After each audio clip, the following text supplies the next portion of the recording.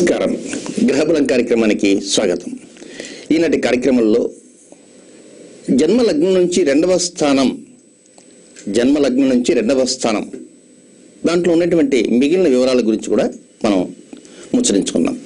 ఈనాటి కార్యక్రమంలో చెప్పే సమయంలో జన్మలగ్నం నుంచి రెండవ స్థానము అంటే కుటుంబ వ్యవహారములు, కుటుంబ స్థానము అని మనం చెప్పుకున్నాం.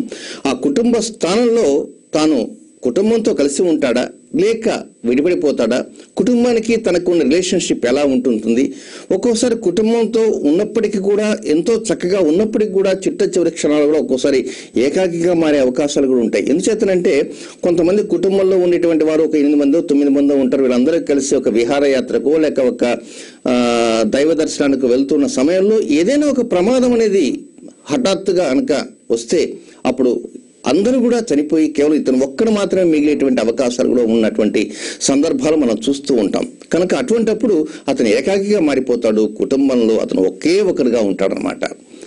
కనుక ఈ విధంగా కుటుంబ స్థానం అనే దాంట్లో తన యొక్క స్థితి మనం తెలుసుకున్నాం. అలాగే మిగిలినటువంటి వివరాలు కూడా ఉంటాయి కుటుంబ స్థానంలో. అదేమిటంటే ఆర్థిక స్థితి, ముఖంలో ఉండే అవయవాలు, నోరు, దంతాలు, ఇక దీంతో పాటు వాక్ శక్తి, వాక్ పటిమ, కంటి చూపు, కేవలం కనులే కాదు కంటి చూపు, భోజన సౌఖ్యం, జిహ చాపల్యము, ఇలాంటి వ్యవహారాలు ఏవైతే ఉంటాయో అవన్నీ కూడా మన ఈ కుటుంబ స్థానంలో మనం తెలుసుకోవచ్చు. అయితే మరికొంచెం ముందుకు వెళ్ళేసి దీంట్లో ఆర్థిక స్థితి, చాలామంది ఏమనుకుంటుంటారంటే ఫైనాన్షియల్గా మేము చాలా వరకు వెనకబడే ఉన్నామండి, మరి ఎంత డబ్బు వచ్చినా కూడా హారతికర్పణం అయిపోతుంది, అప్పులు పెరిగిపోతున్నాయి, ఆస్తులా ఏమీ లేవు, వచ్చేటువంటి జీతమా అంతంత మాత్రమే, ఇలాంటి పరిస్థితుల్లో ఏం చేయాలని అర్థం కావట్లేదు, పిల్లల చదువులు ఉంటున్నాయి, అమ్మాయి పెళ్లికి ఎదిగొచ్చింది, అబ్బాయికి ఇంకా ఉద్యోగం రాలేదు, ఆయనకి అనారోగ్యము, తాతయ్య గారు ఉన్నారు, నాన్నగారు ఉన్నారు, అందరు ఉన్నారు, ఆయనకి పెన్షన్ రావట్లేదు, ఇలాంటివి మనం వింటూ ఉంటాం. ఇలాంటి స్థితిలో ఒక్కోసారి కొన్ని పరిహారాలు అంటూ ఉంటాయి. ఏంటి, ఆర్థిక స్థితిని పెంచుకోవటానికి, ఆ లక్ష్మీదేవి అనుగ్రహం మనకు కలగటానికి కొన్ని పరిహారాలు మనం చెప్పుకోబోతున్నాం.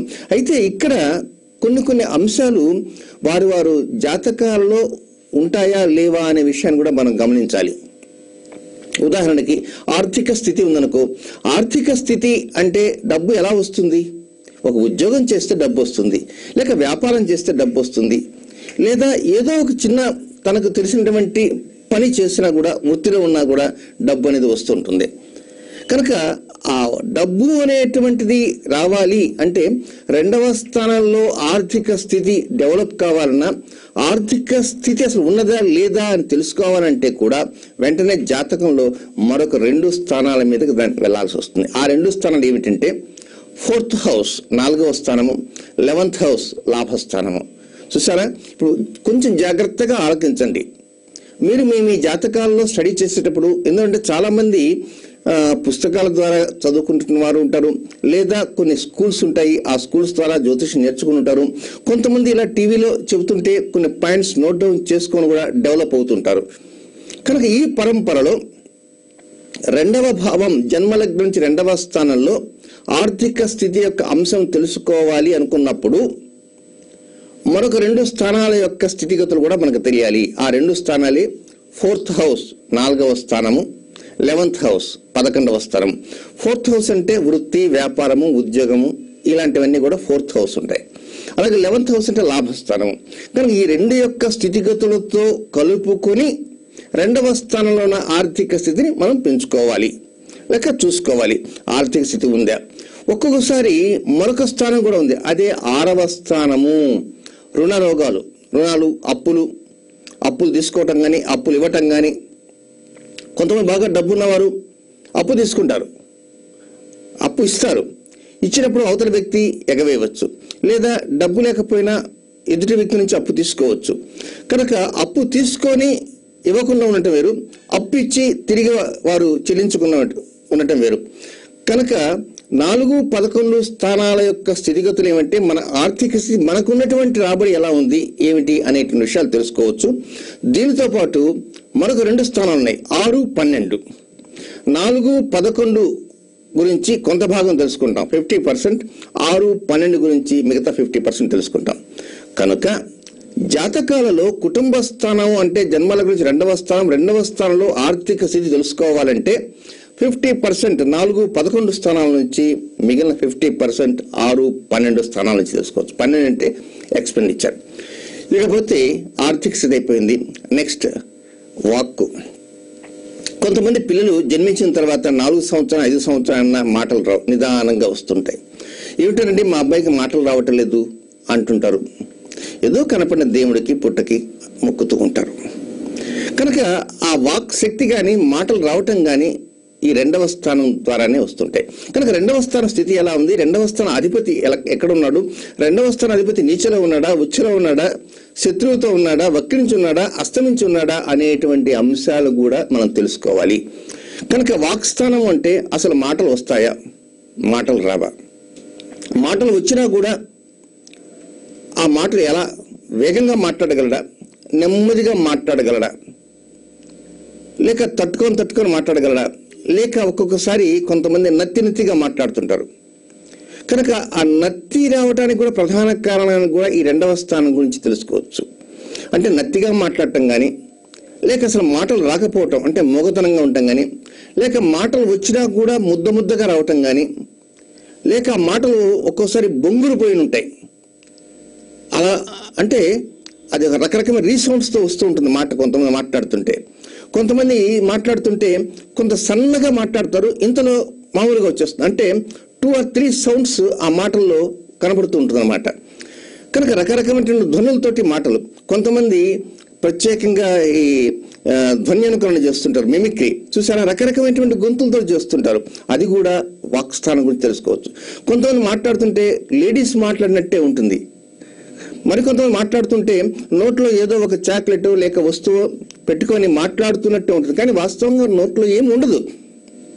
లేకపోయినప్పటికీ కూడా వారు మాట్లాడుతుంటే ఏదో ముద్దగా లోపల ఏదో నోట్లో పెట్టుకొని చప్పరిస్తూ మాట్లాడిన విధంగా ఉంటుంది.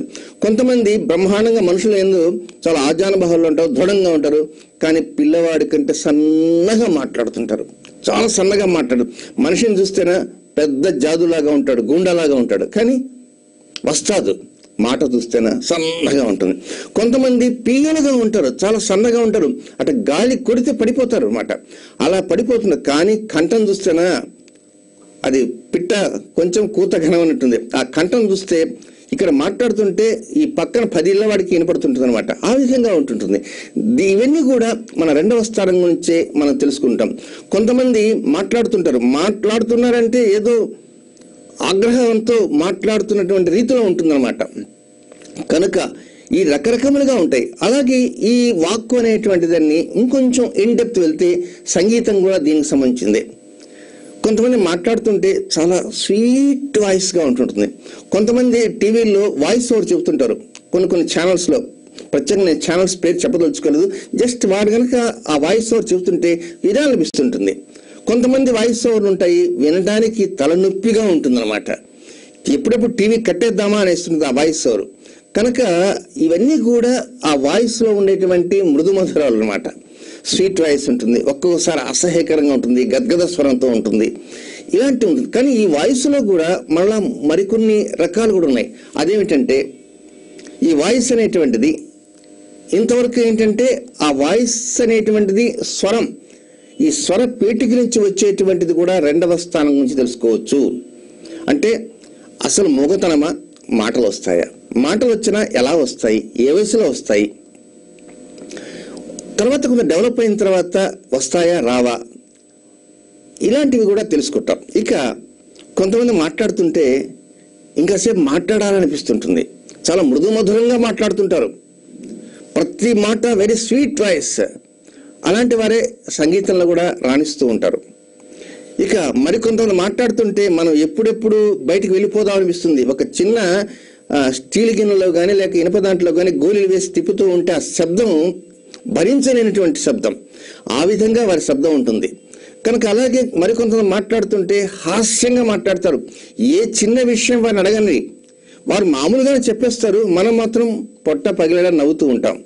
కనుక అది వారికి ఎట్లా వస్తున్నది అంటే అది వారి యొక్క గ్రహ సంచార స్థితి ప్రకారం వస్తుంటుంది. ఏ చిన్న విషయం అడగని వారు సాదా సీదాగా చెప్పేస్తారు, కానీ మనం మాత్రం పగలబడి నవ్వుకుంటాం. అది హాస్యపు వచనాలు. కొంతమంది ఏమండి బాగున్నారా అంటే, నేను బాగుండాలి లేదా నీకు అనేస్తాడు ఎంబడే. వాళ్ళతో కదిలించేస్తేనే ఇబ్బంది.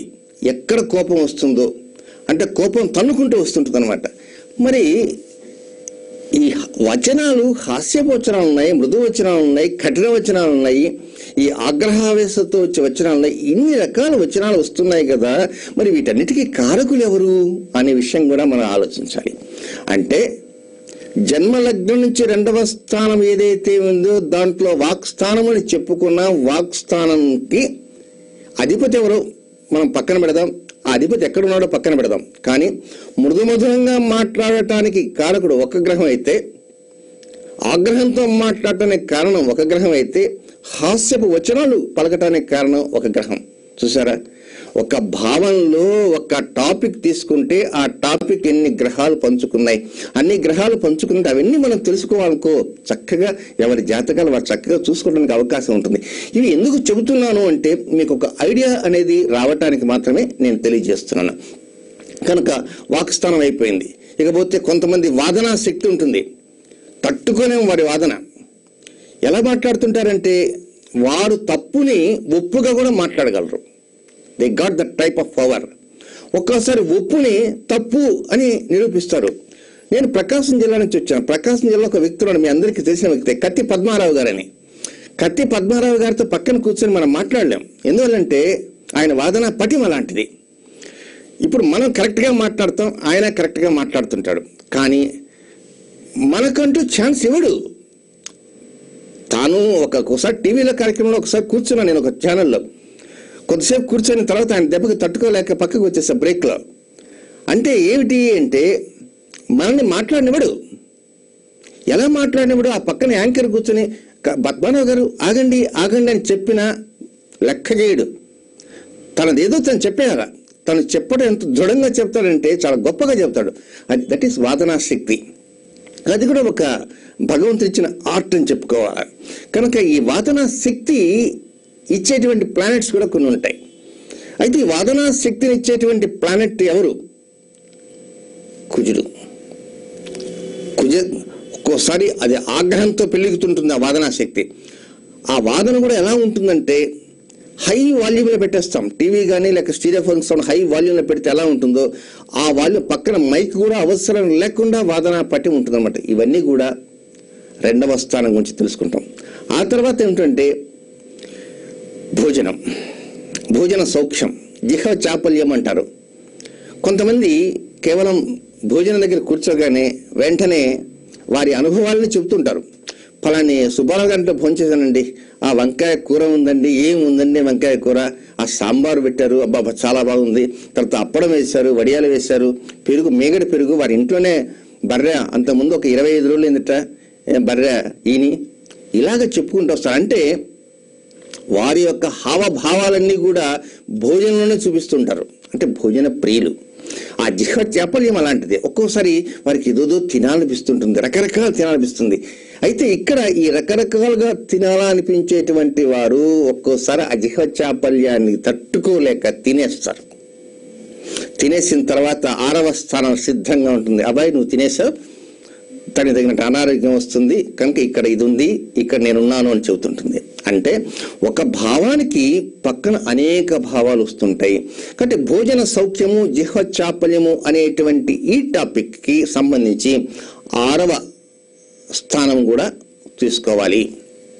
కొంతమంది విపరీతంగా తినాలనుకుంటారు, కానీ తినలేకపోతుంటారు. ఇందువల్ల వారికి ఏదో షుగర్ ఉంటుంది. మంచి మైసూర్పాకు తినాలనుకుంటారు, కానీ తినలేకపోతారు. కొంతమంది వారికి ఎలాంటి జబ్బులు ఉండవు, ఏముండవు. ఏమంటే స్వీట్ తింటారా? నాకు అలర్జీ అండి, నేను తినలేనండి అంటాడు.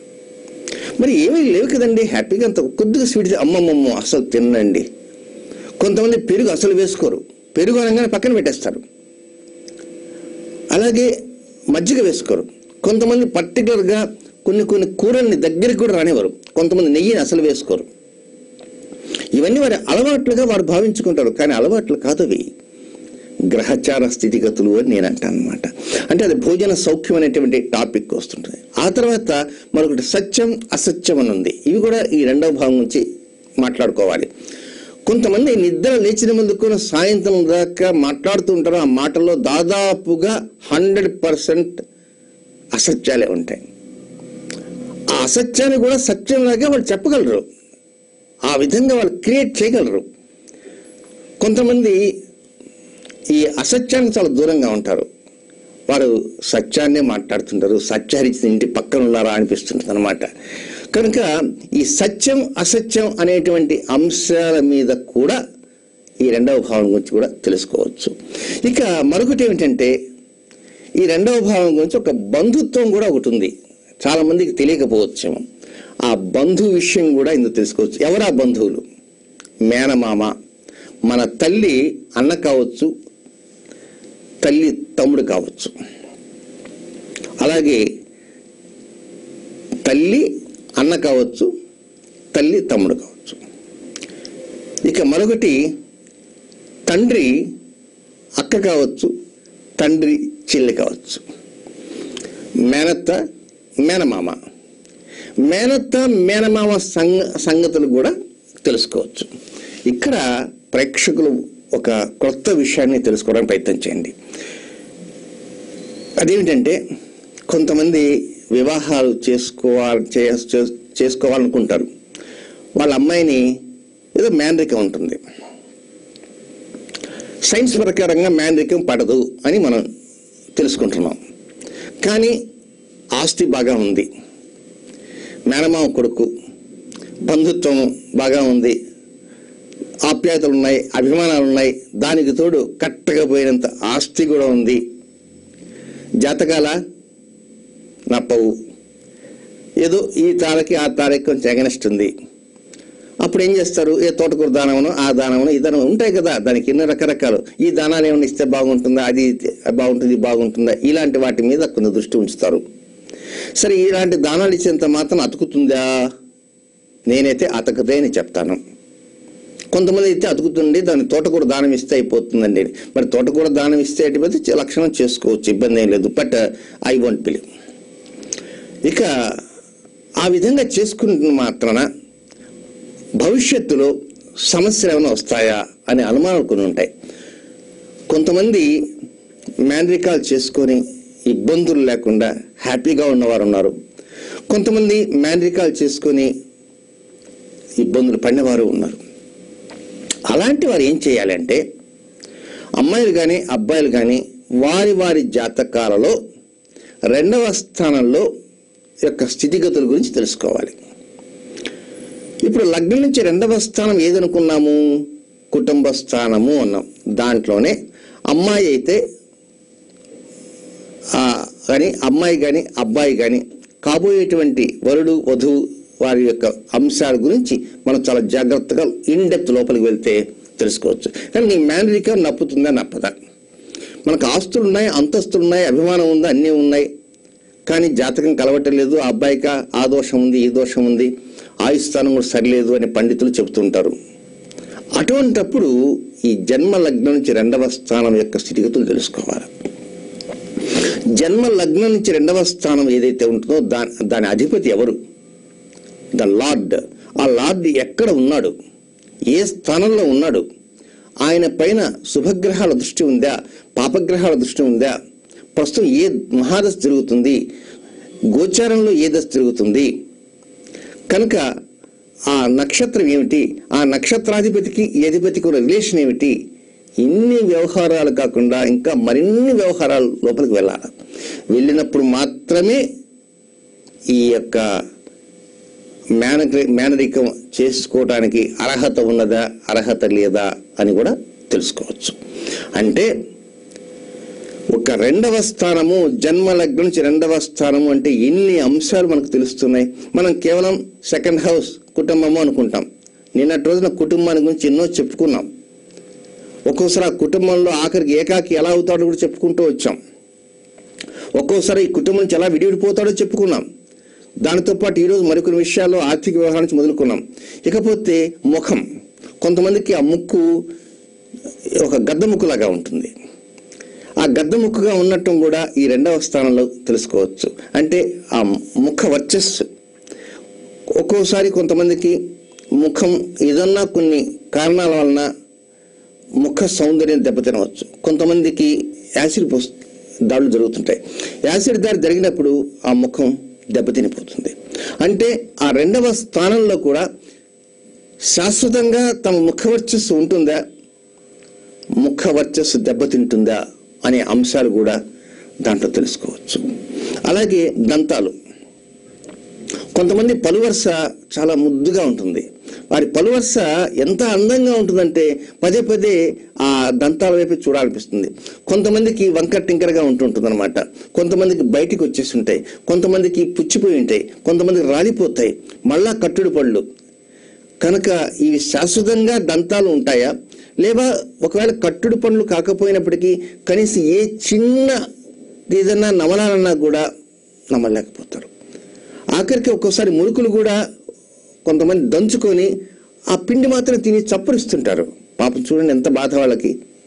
అంటే ఆ పండు ఏదైనా ఆపిల్ పండు లాంటిది కూడా గట్టి కొరకలేరు. కొరికితేనా పెయిన్. కట్టించుకోవడానిక మనసు అంగీకరించదు. కొంత మనసు అంగీకరించిన ఆర్థిక స్తోమత ఉండదు.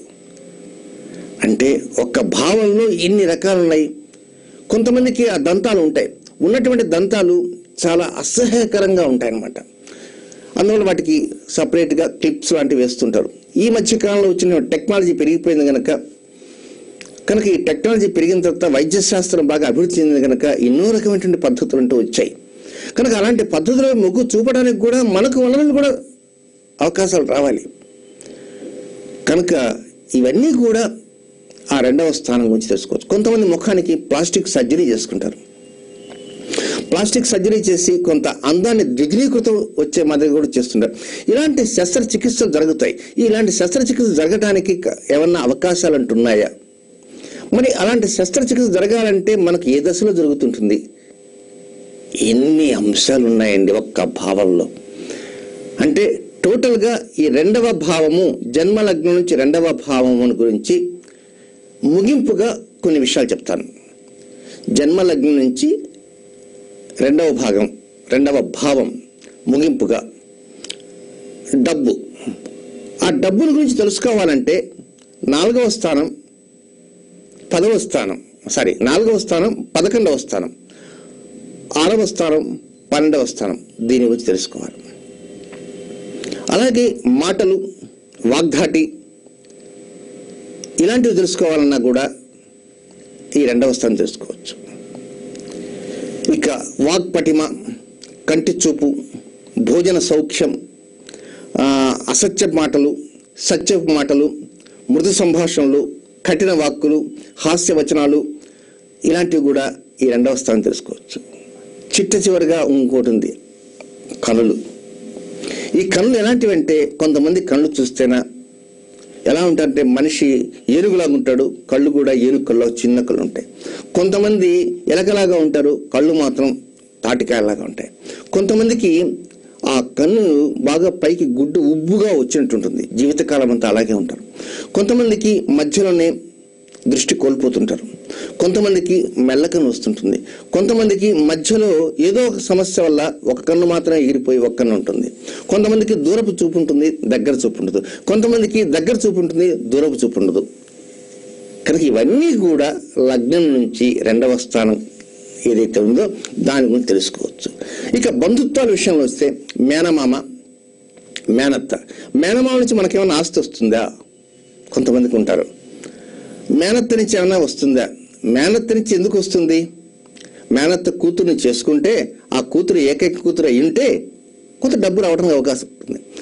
మేనత్త కూతురుని చేసుకోకపోయినా ఏదన్నా మేనత్త ఎప్పుడన్నా అభిమానంతో ఏదన్నా డబ్బు వస్తుందా?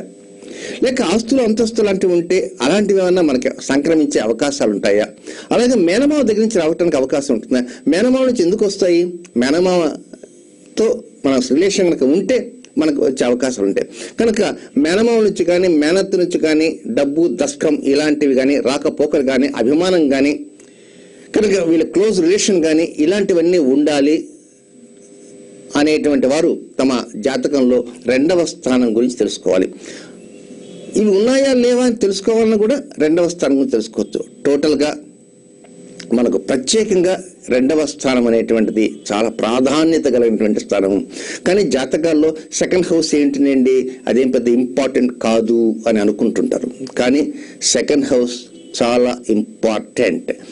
ఇక ఈ సెకండ్ హౌస్ గురించి మనం పక్కన ఉపగా కొన్ని సబ్ హౌసెస్ చెప్పుకున్నాం, 4 అని 6 అని 11 అని 12.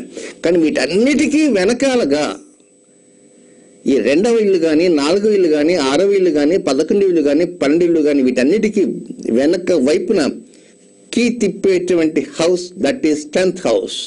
10వ స్థానము, 10వ స్థానము, పరిపాలనా స్థానము, క్రియాస్థానము. కనుక సెకండ్ హౌస్లో బాబు నువ్వు అబద్ధమాడు అనగానే అబద్ధం ఆడేస్తాడు, సత్యం మాట్లాడంటే సత్యం మాట్లాడతాడు. ఇప్పుడు నువ్వు నవ్వు అంటే నవ్వుతాడు, కోప్పడంటే కోప్పడాలి. ఇవన్నీ కంట్రోలింగ్ కెపాసిటీ అనేది ఎక్కడ ఉంటుంది? That is from 10th house. Commanding చేస్తుంటుంది అక్కడి నుంచి. ప్రతి హౌస్కి ఒక సెక్రటేరియట్ ఉంటుంది, ప్రతి వ్యక్తికి ఒక సెక్రటేరియట్ ఉంటుంది. సచివాలయము హైదరాబాద్లో మన ప్రభుత్వానికి లుంబిని పార్క్ ఎదురుగా ఉంటుంది సచివాలయము అని. 10th హౌస్ పరిపాలనా స్థానం. అక్కడి నుంచే జీవోస్ అని పాస్ అవుతుంటాయి. ముఖ్యమంత్రి గారు సంతకం పెట్టినా అక్కడి నుంచే అన్ని వచ్చేది. కనుక అలాంటి సచివాలయము, అలాంటి సెక్రటేరియట్ ప్రతి వారి జాతకాలలో 10వ స్థానము. ఎన్ని మనం 2వ స్థానం గురించి చెప్పుకున్నప్పటికీ మేనత్తని చేస్తూ వస్తుందా, మేనమావని చేస్తూ వస్తుందా, లేకపోతే మనం బాగా డబ్బు సంపాదించగలమా, బ్రహ్మాండంగా సంగీతంలో ఎస్పి బాలసుబ్రహ్మణ్యం కానీ మంగళపల్లి బాలమూల సుబ్రహ్మణ్యం కానీ వాడిని దాటిపోయే విధంగా పాడగలమా, లేక పాడలేమా, లేకపోతే మన అందం అంతా ఎలా ఉండాలంటే ఐశ్వర్యారాయణ మించి ఉండాలి, లేకపోతే ఇంకేదైనా కొత్తగా వచ్చిన సినిమాని మించి ఉండాలి, ఇవన్నీ ఒక సర్జరీ లాంటిది, ప్లాస్టిక్ సర్జరీ లాంటిది చేయించుకోవాలి, ఇవన్నీ అనుకున్నప్పటికీ కూడా వెనకాలగా ఉన్నటువంటిది 10th హౌస్ తిప్పుతూ ఉంటుంది. ఈ 10th హౌస్ తిప్పే సమయాల్లో దాని యొక్క స్థితిగతుల ప్రకారంగానే ఈ 2వ ఇల్లు ఉంటుంది. ఈ 2వ భావం ఏదైతే ఉందో ఆ భావంలో చిట్ట చివరగా అందరికీ తెలిసినటువంటిది మరొకటి ఉంది. అదేమిటంటే కొంతమంది బై బర్త్ వెంట్రుకలే ఉండవు, తల మీద నిదానంగా పెరుగుతుంటాయి, ఆ తర్వాత నల్లగా ఉంటాయి జుట్టంతా. కొంతమందికి అయితే జుట్టు పిరుదులు దాటి కిందకు వచ్చేస్తుంటుంది. కొంతమందికి పాపం అస్సలు జీవితకాలంలో జుట్టు అనేది తల మీద ఉండదు, ఒక్క వెంట్రుకు కూడా తల మీద మలవద్దు. కొంతమందికి చిన్న వయసులోనే వెంట్రుకలు నెరిసిపోతుంటాయి. అంటే జుట్టు కూడా ఒక అందం, ముఖానికి ఒక అందాన్ని ఇచ్చేటువంటిది. అలాంటి ఈ కేశ సౌందర్యం కూడా 2వ స్థానం గురించి తెలుసుకోవచ్చు. కనుక చాలా మందికి ఆలోచనలు వస్తాయి, రకరకాల షాంపూలు కనుక వాడితే జుట్టు ఇలా వస్తుంది, లేకపోతే కొన్ని హెయిర్ ఆయిల్స్ వాడిన కారణంగా జుట్టు వస్తుంది. నన్ను ఒక ప్రశ్న అడిగారు ఒక వ్యక్తి వచ్చి, సిద్ధాంతి గారు నేను ఒక కంపెనీలో పనిచేస్తున్నాను, నాకు ఒక సలహా ఇవ్వాలి అన్నారు. ఏం సలహా అన్నా? ఏం లేదండి, నేను ఒక హెయిర్ ఆయిల్ కంపెనీకి సేల్స్ ఎగ్జిక్యూటివ్గా ఉన్నాను. ఉంటే మంచిదే కదా అన్న. కాదు, ఒకసారి మీరు మా నాన్నగారితో ఒక మాట అన్నారట, ఆ మాట మా నాన్నగారు అన్నారు కనుక నేను మీ దగ్గర సలహాకి వచ్చాను. సరే నీ ప్రశ్న ఏదో డైరెక్ట్ అడుగన్నా. ఏం లేదండి, హెయిర్ ఆయిల్ కంపెనీలో ఉన్నాను, ఇప్పుడు ఈ హెయిర్ ఆయిల్ బాగుంటుంది, జుట్టు బాగా వస్తుంది అని అందరికీ నేను పబ్లిసిటీ ఇస్తాను. ఒకవేళ పొరపాటున ఈ కంపెనీ లోపం ఏదన్నా ఉంటే ఉన్న జుట్టు ఏమన్నా పోయిందనుకో నన్ను చావు కొడతారు. కనుక ఈ మాట ఎందుకు అడుగుతున్నానంటే, అసలు ఈ ఈ హెయిర్ ఆయిల్ చేసే కంపెనీ ఓనర్ గారి డేట్ ఆఫ్ బర్త్ పట్టుకొని వచ్చా. ఈయన ఈ కంపెనీ పెట్టాడు కనుక ఈ కంపెనీలో ఇతను బాగా డబ్బు సంపాదిస్తాడా, డబ్బు సంపాదించడా కొన్ని చెప్పండి, ఆ తర్వాత నేను ఆ కంపెనీ చేస్తాను. ఎంత తెలివిగల బాబురా బాబు నువ్వు. అంటే తాను గనక బాగా డబ్బు సంపాదిస్తాడు అంటే ఇది బాగా అమ్ముడుపోతుంది. ఎప్పుడు పోతుంది? దాంట్లో క్వాలిటీ బాగుంటేనే అమ్ముడుపోతుంది. క్వాలిటీ బాగలేకపోతే వెంటనే ఊడిపోతుంటే ఎవడు తీసుకోడు, కొనడు. అంటే అంత లోతుగా అతను ఆలోచించాడనమాట. ఒక చిన్న హెయిర్ ఆయిల్ కంపెనీలో సేల్స్ ఎగ్జిక్యూటివ్ చేరాలనుకున్నప్పుడు ఇన్ని రకాల ఆఖరిగా ఆ మాస్టర్ గారి డేట్ ఆఫ్ బర్త్ నీకెలా తెలిసింది అని, ఆయన తెలిసిన వ్యక్తి అండి, ఏదో రాబట్టాను అని. అందువలన ఏంటంటే ప్రతి వ్యక్తి కూడా తమ తమ జాతకాల్లో 2వ స్థానం ఏదైతే ఉందో ఆ 2వ స్థానం నుంచి డబ్బు కానీ, లేక ముఖ సౌందర్యం కానీ, లేక వర్చస్సు కానీ, లేక ముక్కు తీరు కానీ, లేక దంత సౌందర్యం కానీ, లేక భోజన సౌఖ్యం కానీ, సత్యం అసత్యం, మృదు కఠిన హాస్య వచనాలు కానీ, వాదనా శక్తి కానీ, వాదనా పటిమ కానీ, మొగతనం కానీ, లేక దృష్టిలోపాలు కానీ, లేక ఈ యొక్క కేసు సౌందర్యం, ఇవన్నీ తెలుసుకోవచ్చు. మేనత్త విషయాలు కూడా తెలుసుకోవచ్చు. కనుక 2వ స్థానం గురించి మనం ప్రత్యేకంగా లోతుగా వెళ్లాల్సిన అవసరం లేదు. దాని సమయం సందర్భం వచ్చినప్పుడు దీనికి తగినటువంటి పరిహారం చెప్పుకోవడానికి ప్రయత్నం చేద్దాం. ఇక లక్ష్య సాధన అనేటువంటి దాంట్లో మనం 9 మెట్లు మనం చెప్పుకున్నాం. ఈ 9 మెట్లకు సంబంధించిన పరిహారం కూడా మీరంతా కూడా సిద్ధంగా ఉండాలి. పరిహారం మరొక 3 రోజుల తర్వాత పరిహారం ప్రారంభం కాబోతుంది. ఆ పరిహారం మాత్రం జాగ్రత్తగా నోట్ డౌన్ చేసుకోవడానికి ప్రయత్నం చేయండి. ఆ నోట్ డౌన్ చేసుకోండి. ఆ పరిహారాన్ని ఆ ప్రకారంగా పాటించండి. అందులో బహుళ తదియన్ గురించి చెప్పవలసినటువంటి అంశం ఉంది. ఆ పరిహార రోజునే బహుళ తదియన్ గురించి చెప్తాను. ఇది ఈనాటి గ్రహబలం కార్యక్రమం. తిరిగి రేపటి గ్రహబలం కార్యక్రమంలో మరలా కలుసుకుందాం. అంతవరకు సెలవు. నమస్కారం.